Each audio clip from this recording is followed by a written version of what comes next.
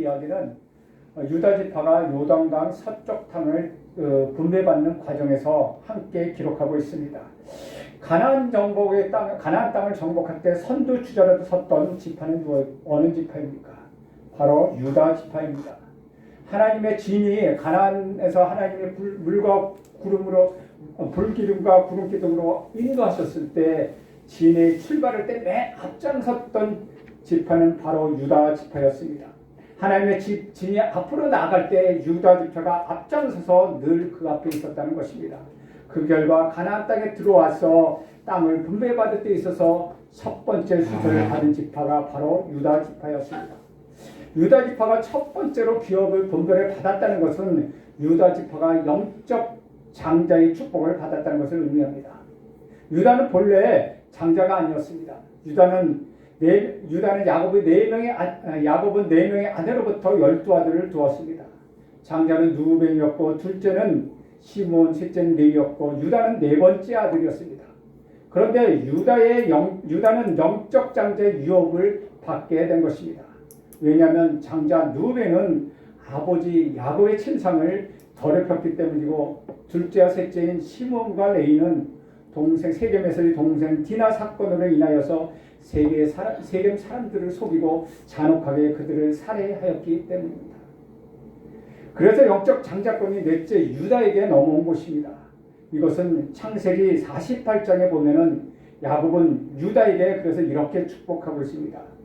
48장 8절에 보면 유다야 너는 내 형제의 찬송이 될지라 내 손이 내 원수의 목을 잡을 것이요 내 아버지의 아들들이 내 앞에 절하리로다. 또 49장 10절에 보면 이렇게 기록하고 있습니다. 규가 유다를 떠나지 아니하며 통치자의 지팡이가 그 발 사이에서 떠나지 아니하기를 실로가 오기까지 이르리니 그에게 모든 백성이 복종하리로다. 하나님은 야곱을 통하여 유다에게 영적 장자의 축복을 약속하셨다는 것입니다. 그래서 유다 지파가 가나안 땅을 첫 번째로 분배받았는지 모릅니다. 오늘 본문 1절부터 12절까지는 유다 지파들이 차지한 기업들의 성읍들을 일일이 연구하고 있습니다. 유다 지파가 차지한 지역은 베델에서부터 브엘사바에 이르는 남방에 있는 산지들이었습니다. 거기에는 예루살렘도 있고 베들레헴도 있고 헤브론도 그곳에 위치해 있습니다. 즉 다시 말하면 이 지역은 이스라엘 역사에서 가장 중요한 무대가 되었다는 것입니다. 그렇다면은 유다가 첫 번째로 기업 분배를 받은 이유는 무엇일까요? 그것은 첫 번째로 하나님의 섭리와 은혜였다는 것입니다. 유다는 본래 장자가 아니었다고 말씀드렸습니다.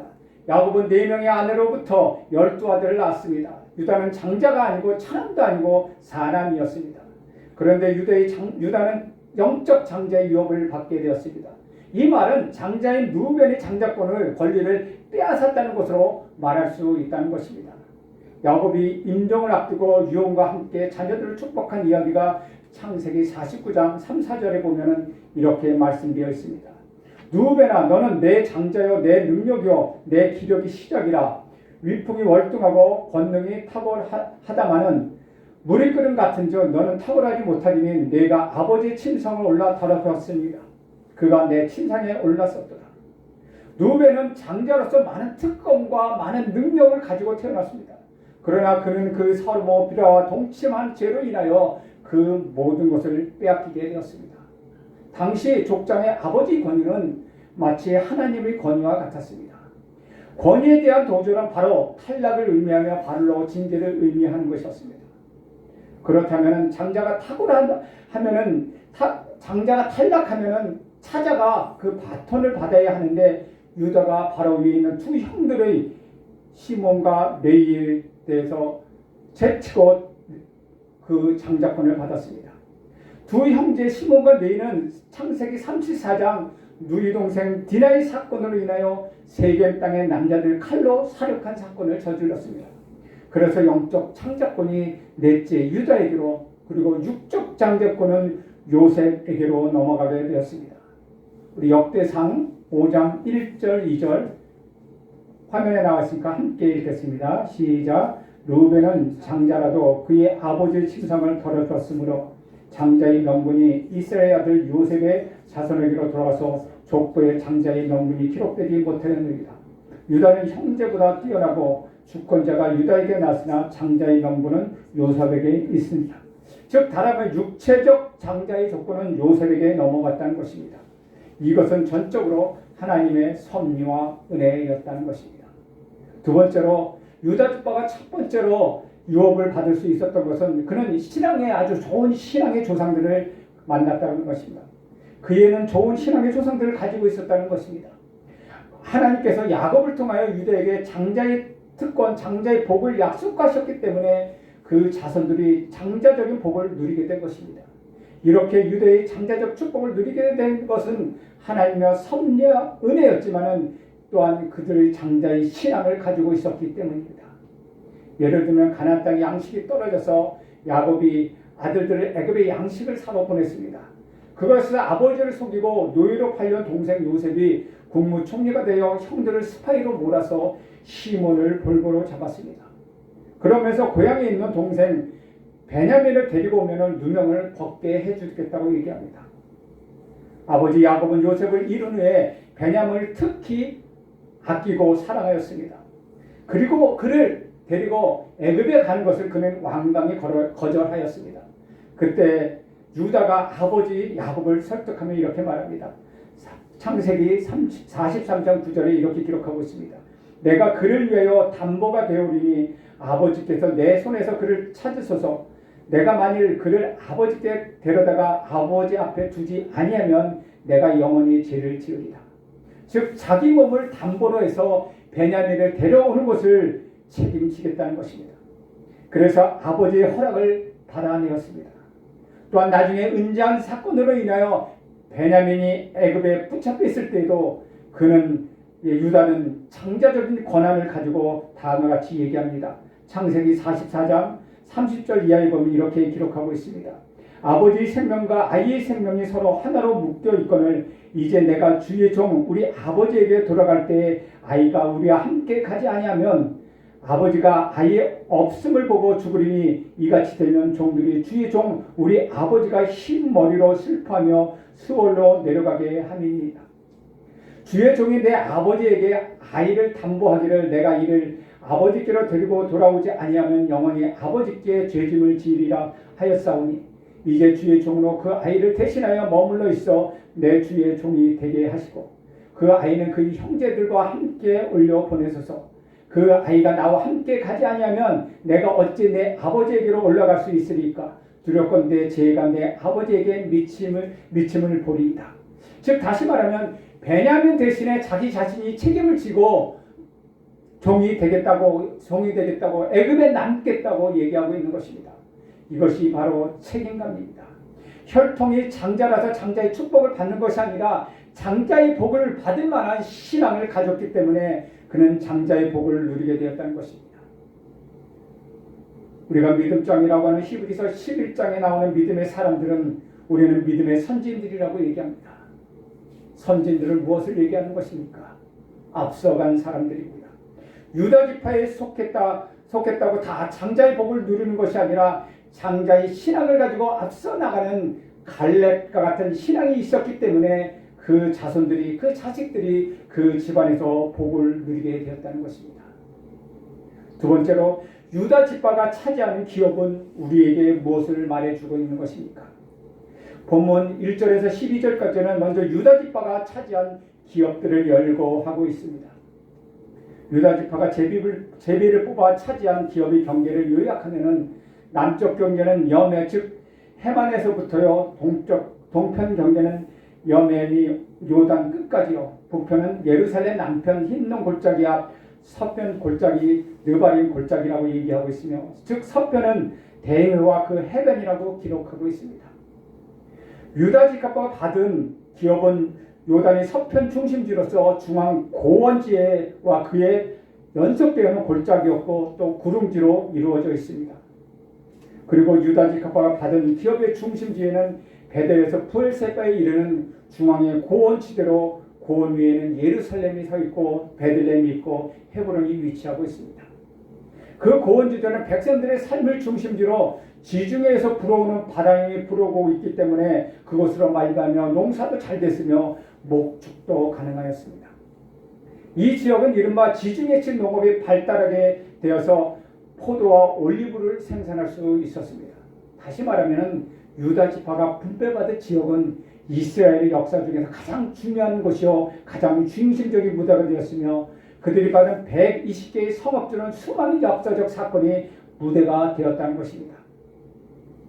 한마디로 말하면 유다 지파가 차지한 기업은 창세기 49장 11절 말씀이 구체적으로 성취된 것입니다. 창세기 49장 11절 말씀이 이렇게 기록하고 있습니다.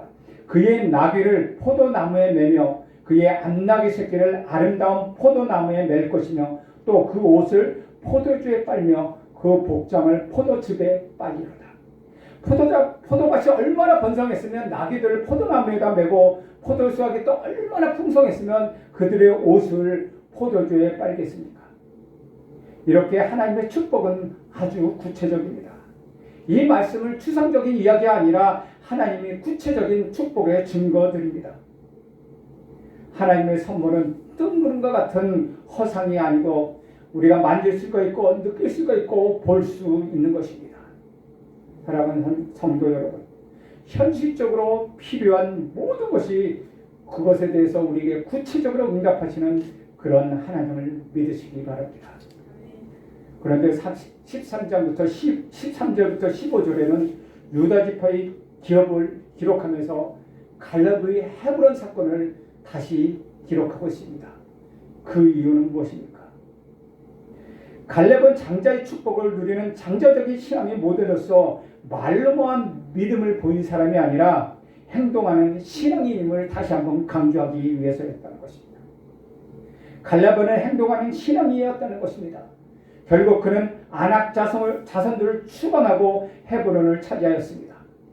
이처럼 하나님은 기회가 있을 때마다 갈렙에 대해서 언급하시며 그를 영화롭게 하시기를 기뻐하셨습니다. 왜냐하면 그는 온 마음을 다하여 하나님을 경외하고 온 몸을 다하여 하나님의 뜻에 순종하였기 때문입니다. 또한 여호수아가 헤브론 산지를 그에게 기업으로 허락해 준 것을 반복하고 기록하고 있습니다. 특히 13절은 여호와께서 여호수아에게 명령한 대로 했다고 얘기하고 있습니다. 이것은 여호수아가 갈렙에게 어떤 특혜를 베푼 것이 아니라 하나님의 명령이요 하나님의 뜻이었음을 말하고 있는 것입니다.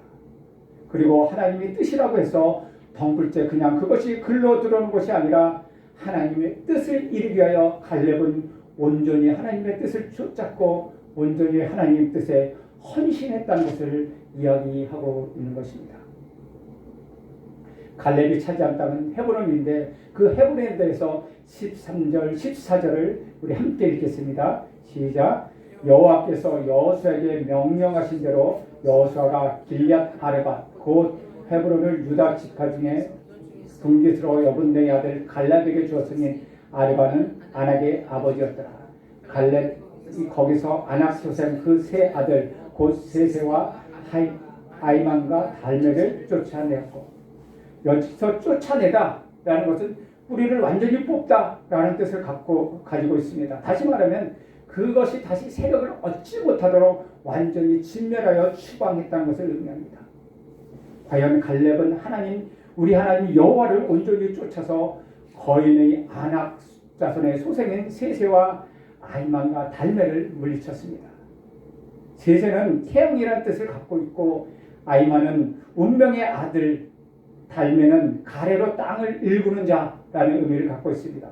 즉 다시 말하면 이들 모두 다 우상에 관련된 이름입니다. 또한 이들이 기골이 장대한 거인족이었기 때문에 정말로 정복하기 힘든 사람이었고 도저히 이스라엘 힘으로는 물리칠 수 없는 사람이었습니다. 그러나 내가 할 수는 없지만 하나님을 온전히 쫓았을 때 갈렙은 그들을 온전히 물리칠 수 있었던 것입니다. 우리 15절 말씀 함께 읽겠습니다. 시작. 거기서 올라가서 드빌 주민을 쳤는데 드빌의 본래 이름은 길앗 세벨이다. 갈렙은 헤브론을 정복이 채 끝나기도 전에 15절에 보면 거기서 올라가서 드빌 주민을 쳤는데 그 드빌의 본 이름은 길앗 세벨이라고 말하고 있습니다. 그런데 왜 길앗 세벨을 친 사건을 여기서 특별히 언급하고 있을까요? 드빌이란 말은 서기관의 성읍이라는 뜻을 갖고 있으며 길앗 세빌이라는 것은 책의 도시라는 뜻을 의미합니다. 여호수아서 15장 49절 이후에 나오는 데서는 길앗 산나라고 부르기도 합니다. 어떤 번역에는 이것을 학문의 도시라고 부르기도 합니다.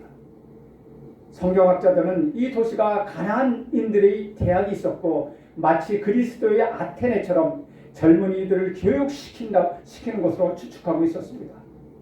이것은 갈렙이 그 땅만을 정복한 것이 아니라 그곳에 있는 문화적인 것도 완전히 정복했다는 것을 의미하는 것입니다. 문화선교의 중요성은 바울의 선교를 보면 잘 나타나 있지 않습니까? 오늘날 교회가 문화선교에 눈을 뜨지 못한다면 우리는 우리 자녀들을 세상에 다 빼앗기고 말 것입니다. 드빌 성읍은 고산 지역에 위치하여 있어서 특별히 공격하기가 매우 어려운 난공불락의 성이었습니다. 또한 애굽의 고속도로가 그곳을 통과하고 있었으므로 산업이 매우 번창한 곳이었습니다.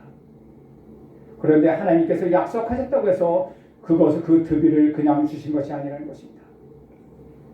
우리 구주 예수 그리스도가 나사로를 살리시기 위하여 그 무덤에 갔을 때 그 무덤의 돌을 굴려내는 수고를 해야만 나사로를 살릴 수 있었습니다.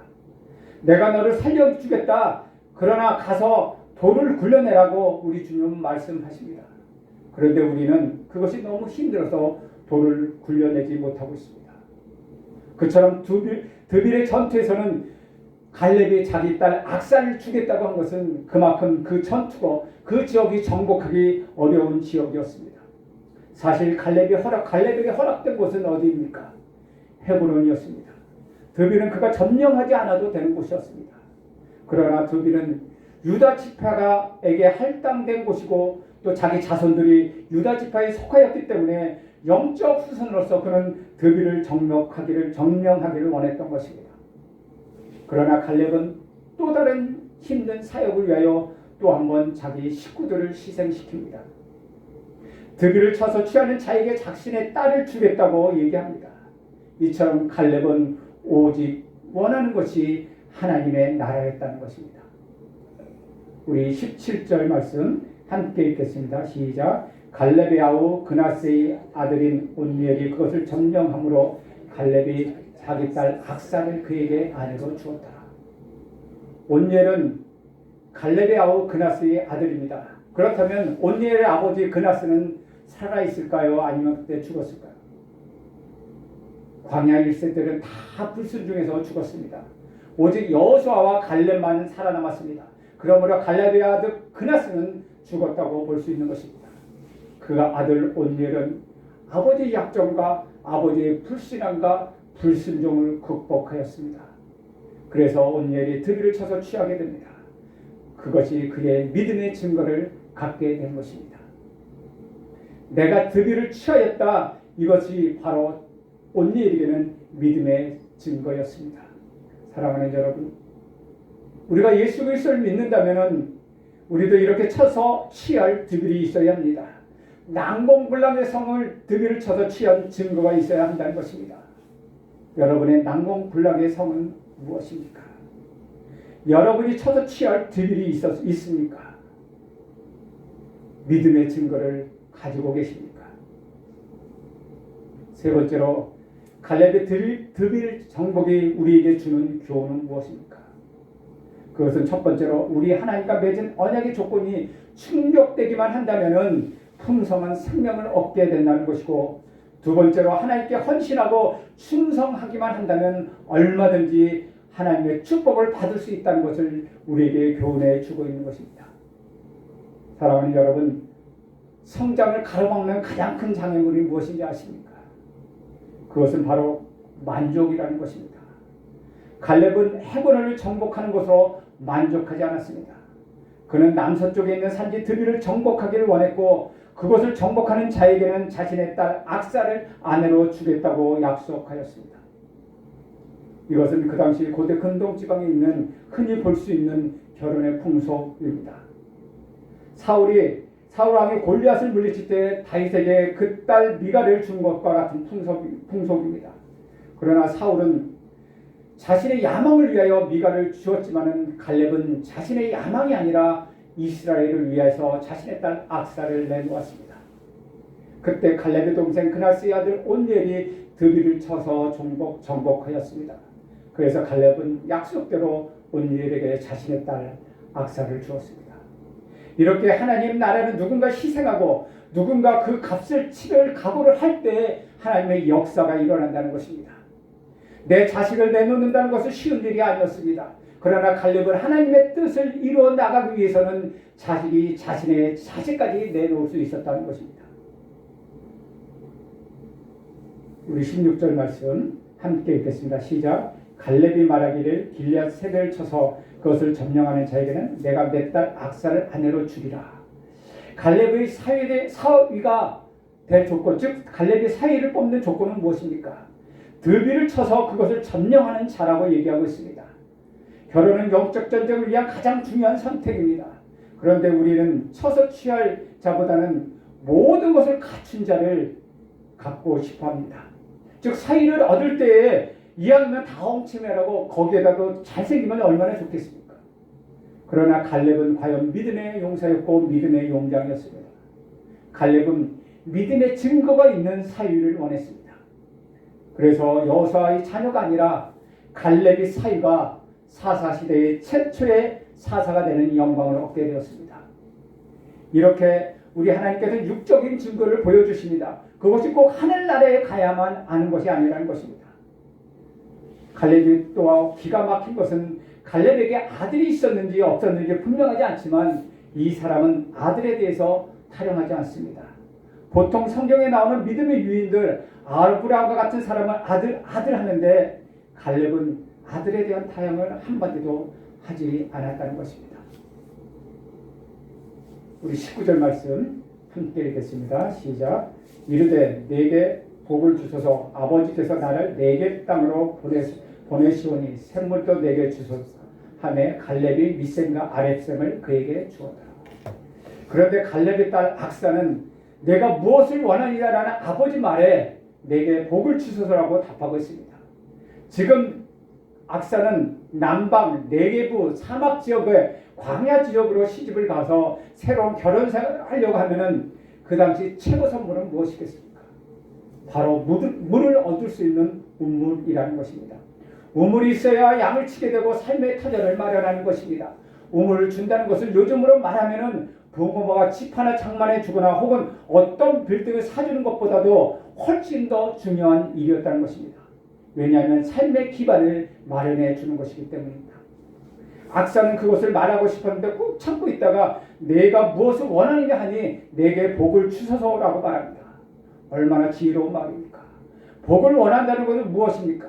성경에서 복이라고 말하면 직접적으로 연관되는 분은 바로 우리 하나님 한 분밖에 없습니다. 복은 하나님만이 주실 수 있기 때문입니다. 악사는 아버지 갈렙을 보면서 무엇을 구해야 할지 어려서부터 그는 알고 있었습니다. 아무리 밭이 많아도 물이 없으면 아무짝에 쓸모없는 땅이 되는 것입니다. 그때 샘물은 가장 중요한 공급원입니다. 보기에는 아무것도 아닐 것 같은데 작은 규모이지만 그는 샘을 달라고 얘기합니다. 아버지를 떠나면서 슬퍼하기보다는 갈렙의 들을 이어갈 영적 후손으로 담대하게 구할 것을 구한 것이었습니다. 이러한 아내를 얻었기 때문에 그 악사의 지혜와 온니엘의 용기가 합쳐져서 온니엘은 초대 사사가 되었던 것입니다. 고대 이스라엘을 결혼을 하다 보면은 남자가 장인된 사람에게 지참금, 즉 돈을 지불해야 했습니다. 이것을 결혼 지참금이라고 하며 그 당시 고대 근대 이스라엘 지역에는 모하르라고 부르고 합니다. 이 모하르는 꼭 돈으로만 지불하는 것이 아닌 경우도 있습니다. 야곱의 경우처럼 7년간 노동으로 대체할 수도 있었습니다. 또한 사무엘상 18장 25절에서 나오는 다윗과 미갈에서 결혼해서 본 것처럼 블레셋 사람이 양피 100개를 얻는 과제를 수행함으로써 대체할 수 있었습니다. 이것은 온니엘의 경우도 마찬가지였습니다.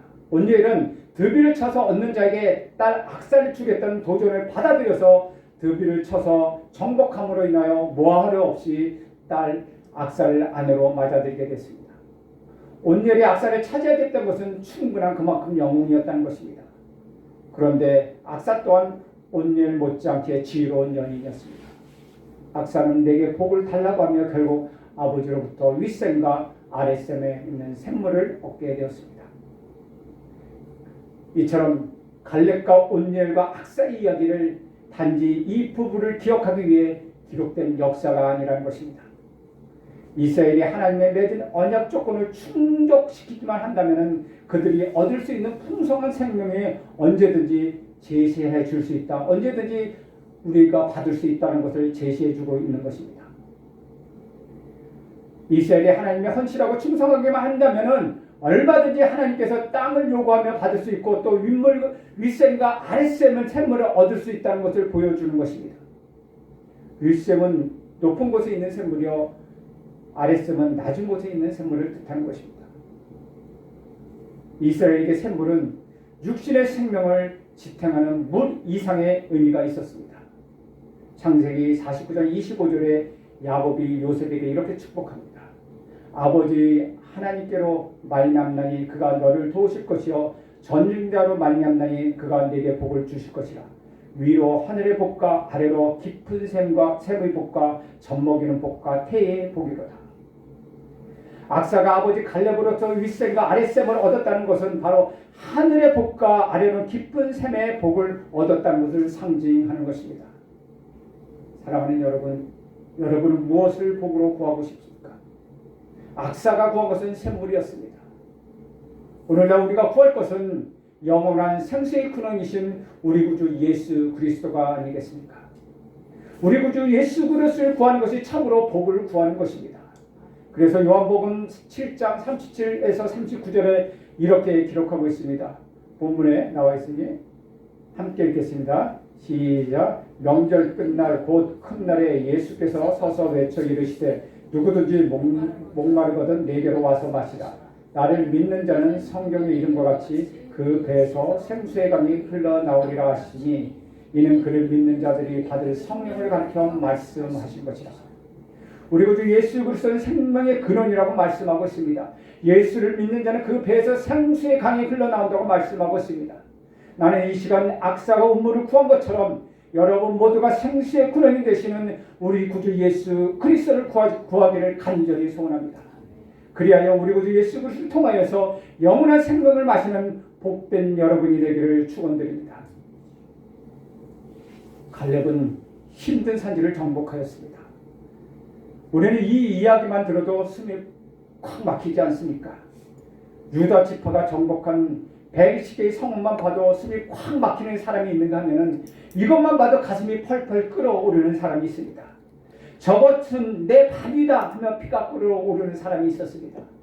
갈렙은 헤브론을 정복한 후 드빌도 정복하였습니다. 갈렙이 온니엘의 큰아버지였습니다. 사천지각은 갈렙의 딸 악사와 갈렙의 동생 그나스의 아들 온니엘이 결혼하였습니다. 드디어 온니엘의 시대가 열렸습니다. 사사기 1장 11절에서 15절은 오늘의 본문을 이렇게 요약하고 있습니다.